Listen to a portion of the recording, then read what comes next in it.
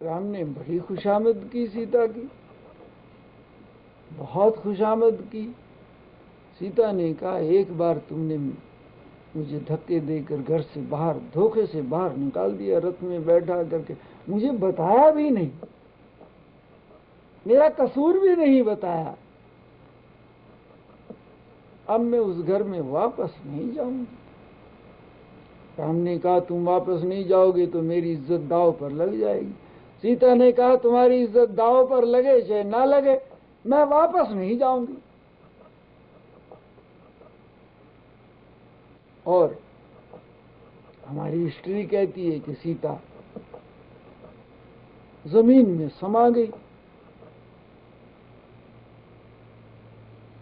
ग्रामीण भाषा में इसे हम कहें कि सीता ने कुएं में छलांग लगा दी।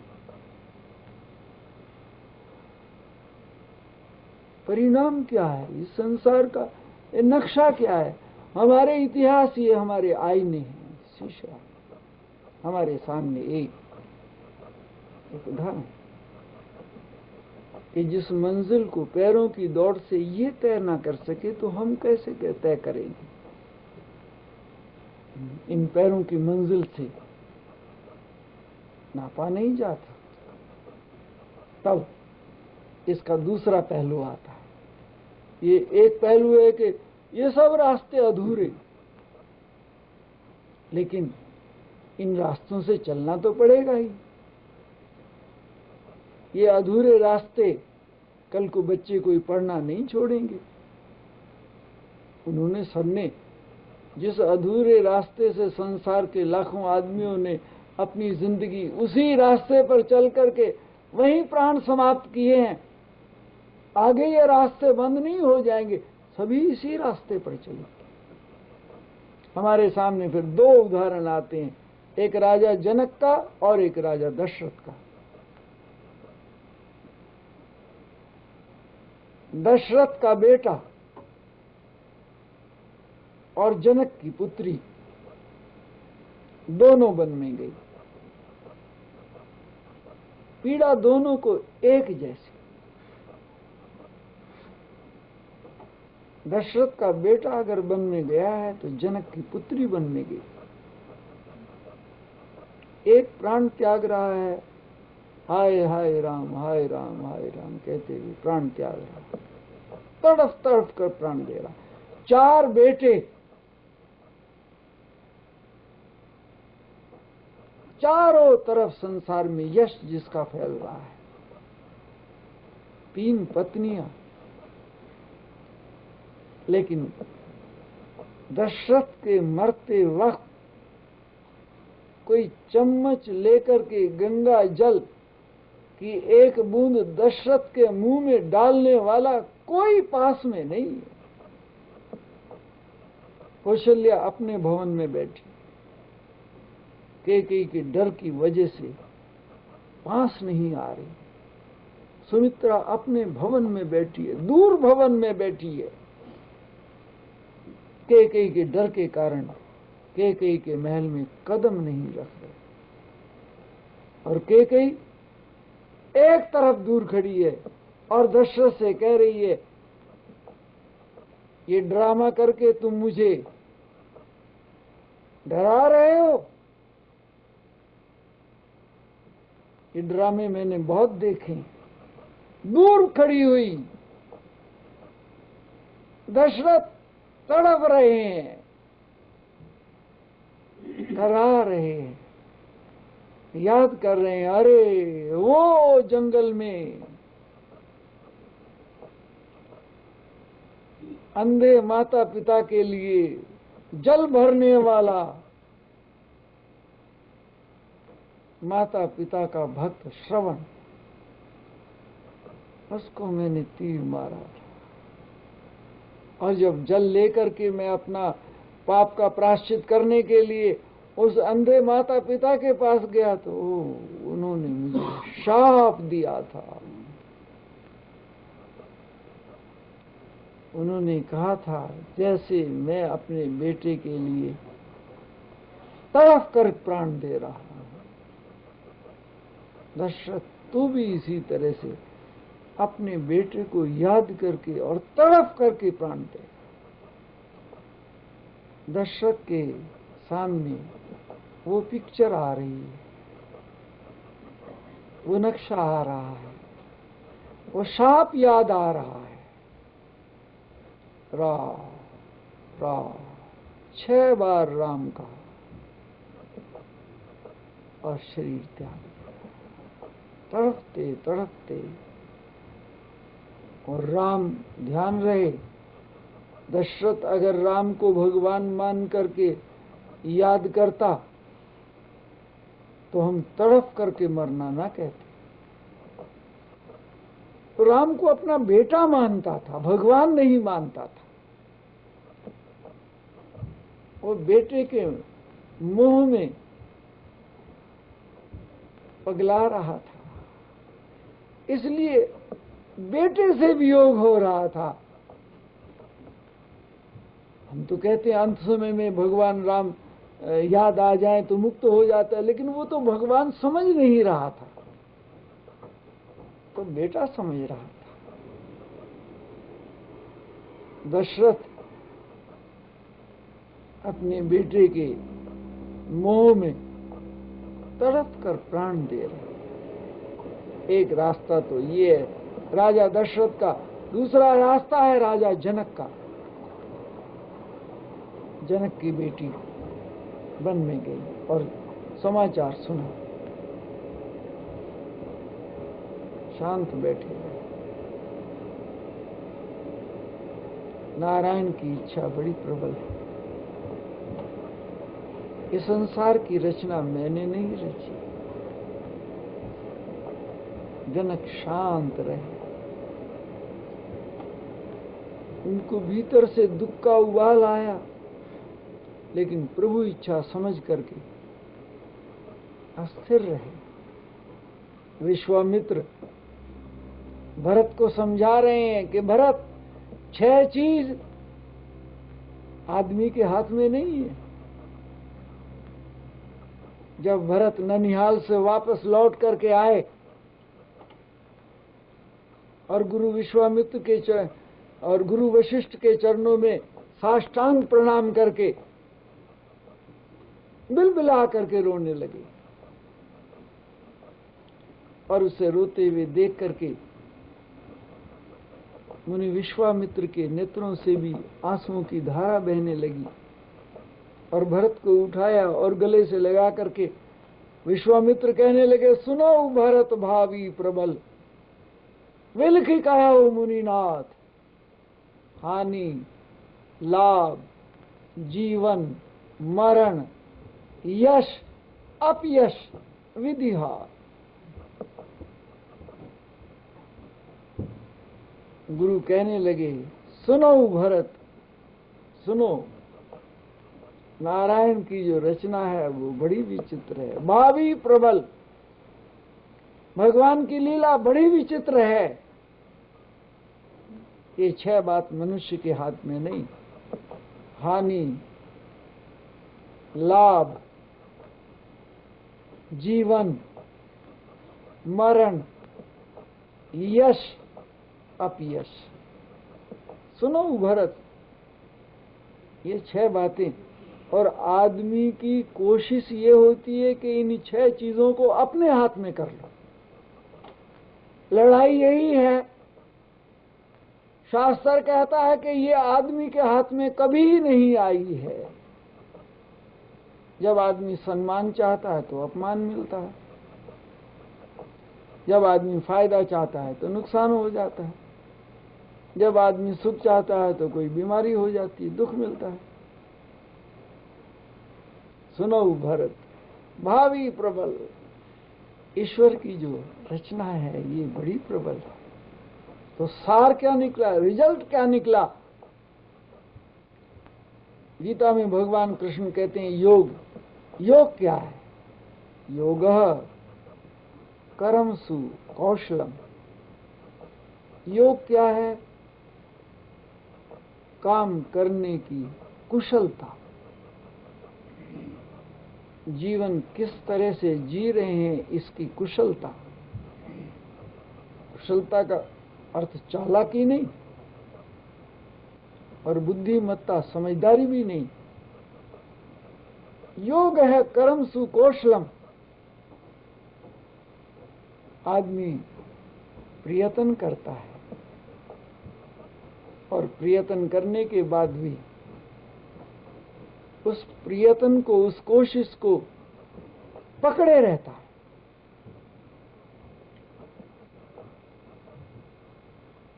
बस में अंदर जाने के लिए, ट्रेन में अंदर जाने के लिए, हवाई जहाज में अंदर जाने के लिए अगर उसके गेट को पकड़कर खड़े रहोगे, एक पैर दरवाजे से बाहर, एक पैर दरवाजे के अंदर और गेट को कस करके पकड़ लिया, कुछ नहीं बनेगा। संसार से पैर उखड़ गया और अंदर एक पैर चला गया है, बीच में लटक रहा है।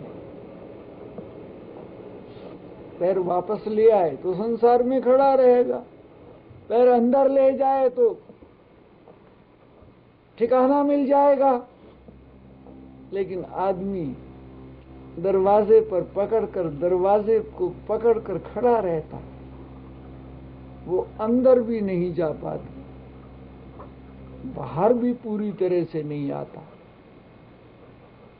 इसलिए इसे कहा, सुझा तुझे सुझी नहीं, घर आए थे राम, दुविधा में दोनों गए, माया मिली न राम।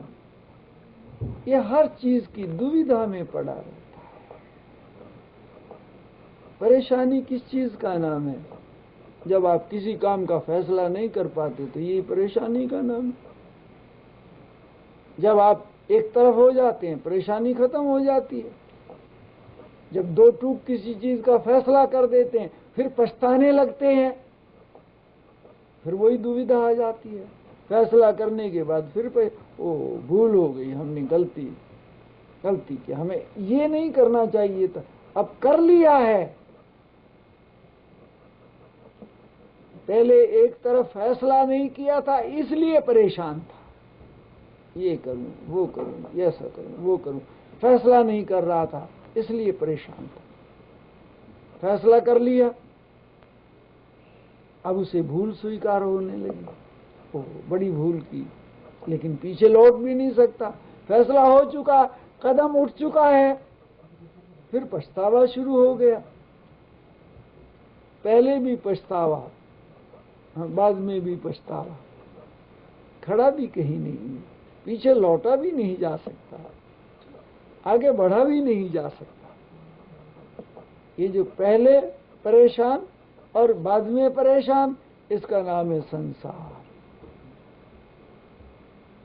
इसको ही कहते हैं कि ये बूर के लड्डू खाए तो पछताए, ना खाए तो पछताए। कबीर इसी को कहते हैं, अरे ये संसार कांटों की बाड़ी, उलझ उलझ मर जाना रे। ये संसार कांटों की बाड़ी, उलझ उलझ मर जाना रे। पहले उलझा रहा, कोई निर्णय नहीं किया, फिर उलझा रहा, निर्णय करके पछतावा। कौन ऐसा आदमी है जो निर्णय करके फिर पछताने नहीं लगता? फिर उसे लगता है कि जो फैसला किया है वो कमी रह गई। बाहर से उसके फैसले की तारीफ होती है, अंदर से वो पछता रहा है। कहता अगर ये अपने मन की बात इनसे कहूंगा तो भी ठीक नहीं है, वो कह भी नहीं पाता। कहने से उसे झिझक लगती है, अपना अपमान स्वीकार करने के लिए तैयार नहीं, दबाए रखता है। इसलिए आदमी के बहुत सारे चेहरे इसके पास हैं। चेहरे पर मुस्कुराहट होती है, कितनी किस्म की मुस्कुराहट होती है ये खुद को ही पता है उसे। इसकी मुस्कुराहट, उसके बड़े चेहरे हैं, इसके बड़े रूप हैं, भीतर से हंस रहा है, बाहर से रो रहा है, बाहर से रो रहा है, भीतर से हंस रहा है। बड़ा विचित्र है। जग रखे, अपने आप को संतुष्ट करे या संसार को प्रसन्न करे। संसार को प्रसन्न करता है तो खुद खुश नहीं हो पाता, खुद खुश होता है तो संसार प्रसन्न नहीं होता। बड़ी दुविधा में पड़ता है, बड़ी मुश्किल में पड़ता है। इसलिए इस मरले पर, जिसे हम सतयुग, 4 युग कहते हैं, सतयुग, त्रेता, द्वापर और कलयुग,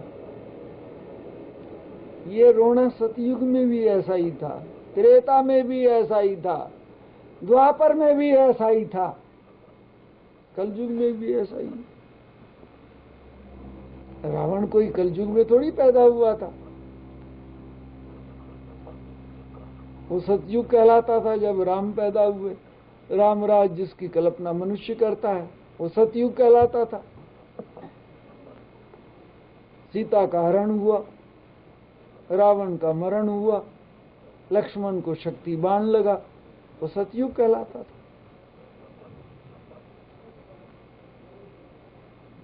जरा मिलान करके देखे तो कोई बहुत ज्यादा फासला नहीं रहा कुछ भी।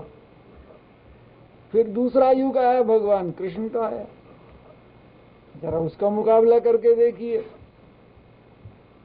भगवान कृष्ण का युग आया,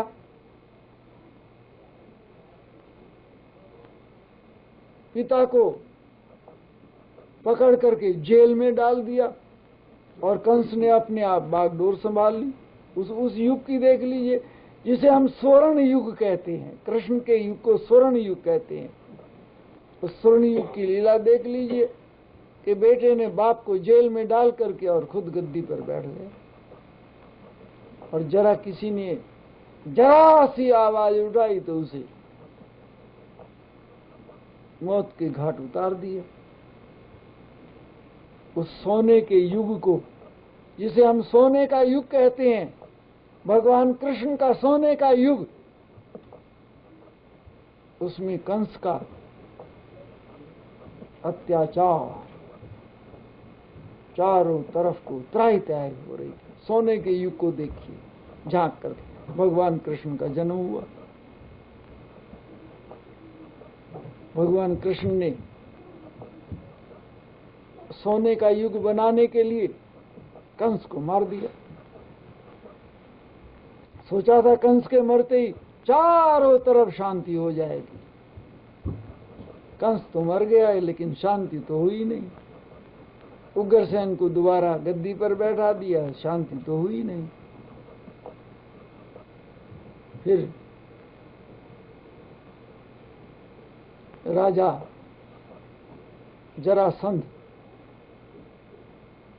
जिसके दामाद थे कंस, जीव यशा उसकी बेटी थी, वो विधवा हो गई, कंस मर गया। बदला लेने के लिए ससुर ने कृष्ण से युद्ध किए। 18 बार भगवान कृष्ण के साथ युद्ध हुए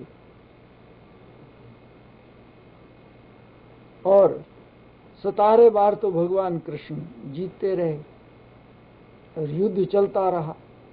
इतना लंबा युद्ध, इतना लंबा, वो इतना बड़ा ताकतवर था उस वक्त का। एक भगवान कृष्ण ही थे जो उसका मुकाबला कर रहे थे। 17 बार भगवान कृष्ण ने जरासंध पर मुकाबला किया। जीत तो हम नहीं कह सकते, लेकिन अगली लड़ाई की तैयारी शुरू हो गई। 18वीं बार सारी ताकत लगा करके कंस के ससुर ने भगवान कृष्ण पर हमला किया और फिर भगवान कृष्ण को और कुछ नहीं सूझा, इसके मुकाबले से चले, पीछे हटते चले गए, पीछे हटते चले गए, पीछे हटते चले गए। भगवान का जो विष्णु सहस्र नाम है उसमें एक नाम है भगवान का रण छोड़। रण छोड़, युद्ध को छोड़कर पीछे हटते चले गए, पीछे हटते चले गए, पीछे हटते चले गए, ऐसी सेफ जगह पहुंचने का प्रयास किया कि जहां जरासंध को हराया जा सके। पीछे हटते चले गए। समुद्र के किनारे युद्ध हुआ मथुरा में, और द्वारिका समुद्र के। और भगवान कृष्ण को यह मालूम था कि थोड़ी सी चट्टान पड़ी है, चारों तरफ को समुद्र है, और भगवान पीछे हटते हटते हटते वहां पहुंच गए। और उन्हें जरासंध की कमजोरी का पता था कि स्थल सेना इसके पास बहुत है, लेकिन जल में घुसने की इसके पास कोई ताकत नहीं, ये पार नहीं कर सकता। फिर भगवान ने 18वीं बार वो वहां बसाई द्वारिका, और ये खाली हाथ वापस लौट गया। मारा नहीं भगवान कृष्ण के हाथ से जरासंध, खाली हाथ लौट गया। फिर मरवाया भीम के हाथ से महाभारत के युद्ध के दरमियान। अभिप्राय कि आदमी की मंजिल गौर से देखो, ऐसी उलझी पुलझी हुई है ये जिंदगी, इस तरह से उलझी, इसे जहां से सुलझाने की कोशिश करो धागा फिर उलझा हुआ मिलता। फिर योग, एक ही चीज को योग कहते हैं, जाही विधि राखे राम ताही विधि रही। जिस तरह से प्रभु रख रहे हैं, अपने हाथ पैरों की दौड़ करने के बाद भी उसे ईश्वर इच्छा समझ करके मन को अपनी कल्पनाओं से बचा लीजिए। जैसे ही हम ये जो सबसे पहले हमने उदाहरण बताया था कि एक तरफ है वो चित्रकार जिसने एक बहुत बड़ी दुनिया खड़ी करी अपने चित्र में, और दूसरा वो व्यक्ति है जिसने उस दीवार को रगड़ा लगाया और उसे शीशे की तरह